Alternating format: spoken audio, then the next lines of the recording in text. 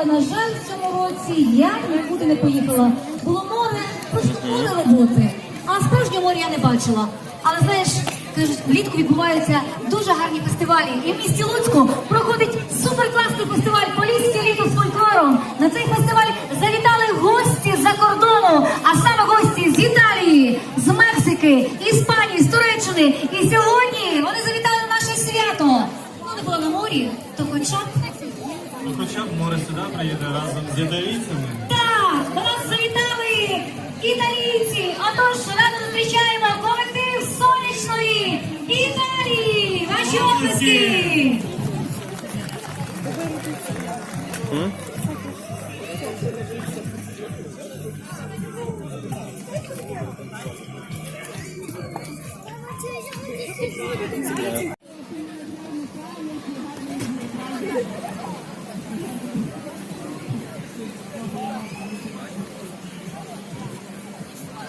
Поки готуються наші гості, я ще раз нагадую, що спонсорами сьогоднішнього свята стала Баранецька сільська рада, торгова марка «Кілія», «Зовстир Агропут», сільськогосподарське підприємство «Таї», «Зел Апельсин», торгова марка «Ласунка».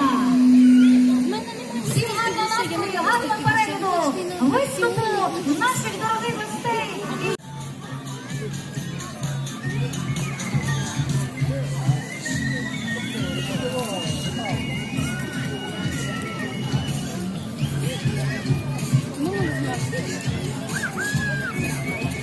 Тільки не хвилюйтеся, всі отримуєте подарунки, у нас ще дуже багато подарунків. Будьте там. Це до мене, ну що ви тут старий базу? Фінансує? Обманьте.